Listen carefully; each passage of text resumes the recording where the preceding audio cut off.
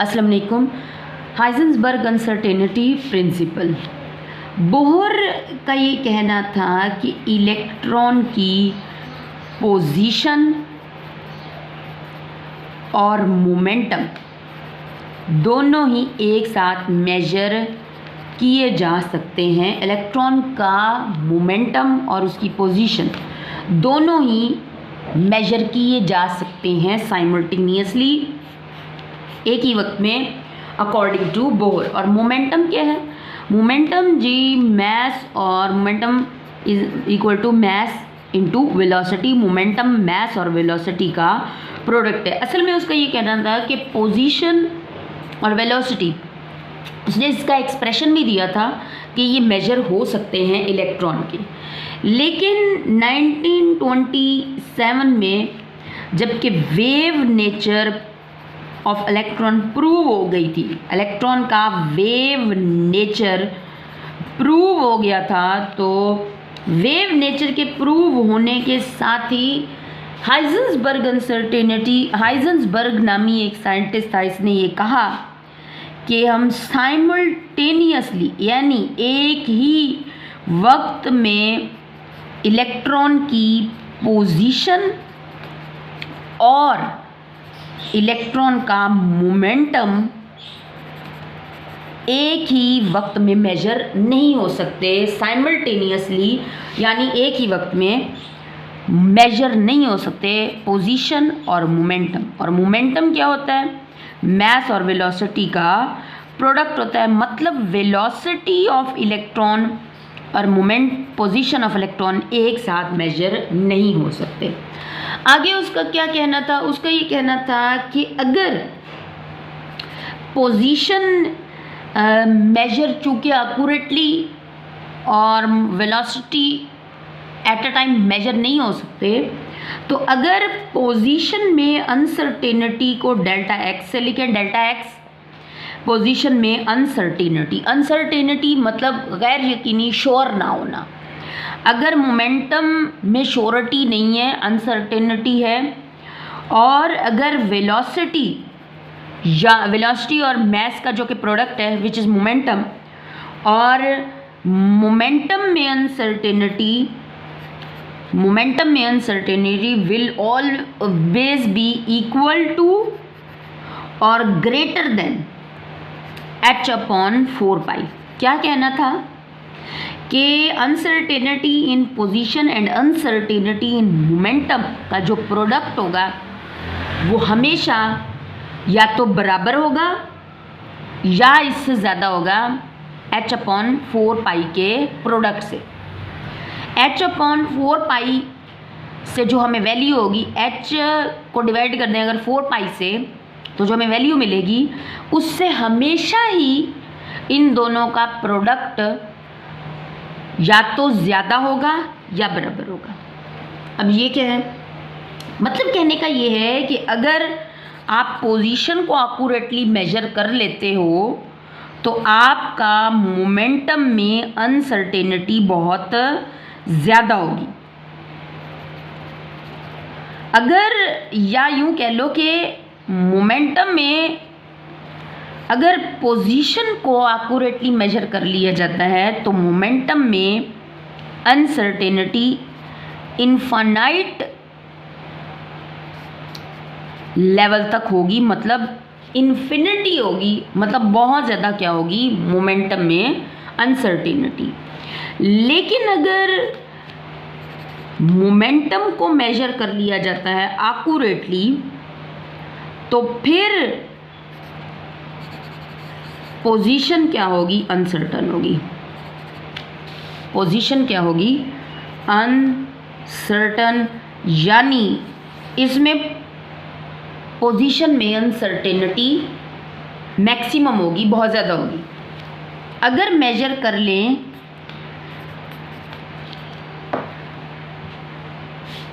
Position को, अगर accurately position major कर ली जाए तो मोमेंटम में अनसर्टेनिटी बहुत ज़्यादा होगी, और अगर मोमेंटम एक्यूरेटली मेजर कर लिया जाए तो पोजीशन में अनसर्टेनिटी मैक्सिमम होगी। ये कहना था हाइजेंसबर्ग का और बाद में ये भी कहा हाइजेंसबर्ग ने कि ये सिर्फ इलेक्ट्रॉन्स या जितने भी स्मॉल पार्टिकल्स हो गए, माइक्रोस्कोपिक पार्टिकल्स हो गए, उनके ऊपर हाइजेंसबर्ग अनसर्टेनिटी प्रिंसिपल एप्लीकेबल है। इन स्मॉल पार्टिकल्स में ही, माइक्रोस्कोपिक पार्टिकल जैसे इलेक्ट्रॉन हो गया, इनमें ही अगर पोजीशन मेजर एग्जैक्टली कर ली जाए तो मोमेंटम में एरर होगा और इनफाइनाइट लेवल तक एरर होगा। और अगर मोमेंटम मेजर कर लिया जाए तो पोजीशन मेजर नहीं हो सकती in small particles, in microscopic particles जैसे कि इलेक्ट्रॉन्स की। इस कॉन्सेप्ट को हम कॉम्पटन इफेक्ट के ज़रिए समझ भी सकते हैं। और कैसे? कहना ये था कि अगर इलेक्ट्रॉन की पोजीशन फाइंड करनी है, इलेक्ट्रॉन की पोजीशन, तो उसके लिए विजिबल रेडिएशंस इस्तेमाल नहीं हो सकती। Visible radiations can't be used. क्यों? क्योंकि इनकी वेवलेंथ बहुत बड़ी है। इनकी वेवलेंथ बड़ी है। दे हैव लार्जर वेवलेंथ, और इतनी बड़ी है कि इलेक्ट्रॉन को जो डायमीटर है उससे बहुत बड़ी वेवलेंथ है। विजिबल रेडिएशंस इस्तेमाल नहीं हो सकती। तो विजिबल रेडिएशंस अगर इस्तेमाल नहीं हो सकती इलेक्ट्रॉन की पोजीशन फाइंड करने के लिए, तो इसके साथ फाइंड एक्सरेज की जो वेवलेंथ है वो स्मॉल है, और इस वजह से एक्सरेज को इलेक्ट्रॉन की पोजीशन फाइंड करने के लिए इस्तेमाल किया जाता है। और अगर इनकी वेवलेंथ स्मॉल है तो इनकी एनर्जी लाजमी बात है बहुत ज़्यादा होगी, इनकी एनर्जी ज़्यादा होगी। अब अगर एक्स रेज को इस्तेमाल किया जाता है इलेक्ट्रॉन की पोजीशन पता करने के लिए, तो इलेक्ट्रॉन की पोजीशन तो पता हो जाएगी एक्स रेज की मदद से, लेकिन इलेक्ट्रॉन के ऊपर एक्स रेज के फॉल करते ही इसकी वेलोसिटी चेंज हो जाएगी। इसकी वेलोसिटी विल बी चेंज। क्यों? क्योंकि इनके पास एनर्जी बहुत ज़्यादा है, ये इसकी वेलोसिटी चेंज कर देंगे, और अगर वेलोसिटी चेंज हो जाएगी तो मोमेंटम भी चेंज हो जाएगा। क्योंकि मोमेंटम का फार्मूला क्या है? मैस इनटू वेलोसिटी, और अगर वेलोसिटी बदल गई तो मैस और वेलोसिटी का प्रोडक्ट ही तो मोमेंटम होता है, मोमेंटम भी बदल जाएगा। अगर यूज़ करते हैं एक्स रेज को to determine the position of electron, तो इलेक्ट्रॉन की पोजीशन तो एक्यूरेटली मेजर हो जाएगी, लेकिन मोमेंटम चेंज हो जाएगा। यानी मोमेंटम में क्या आ जाएगी? अनसर्टेनिटी, अनश्योर होना मोमेंटम। और अगर इलेक्ट्रॉन के साथ लार्जर वेवलेंथ की रेडिएशन यानी विजिबल रेडिएशंस को फॉल करके पता किया जाए तो मोमेंटम तो पता हो जाएगा, लेकिन पोजीशन जो है वो मेजर नहीं हो पाएगी,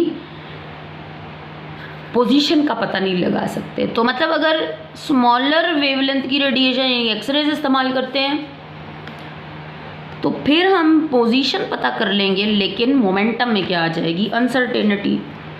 लेकिन अगर विजिबल रेडिएशन जैसी बड़ी वेवलेंथ की रेडिएशन इस्तेमाल की जाती है तो फिर यहाँ पे मोमेंटम तो एक्यूरेटली मेजर हो जाएगा, लेकिन पोजीशन में क्या आ जाएगी?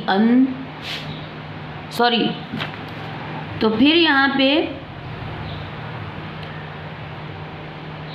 पोजीशन में अनसर्टेनिटी आ जाएगी और मोमेंटम मेजर हो जाएगा।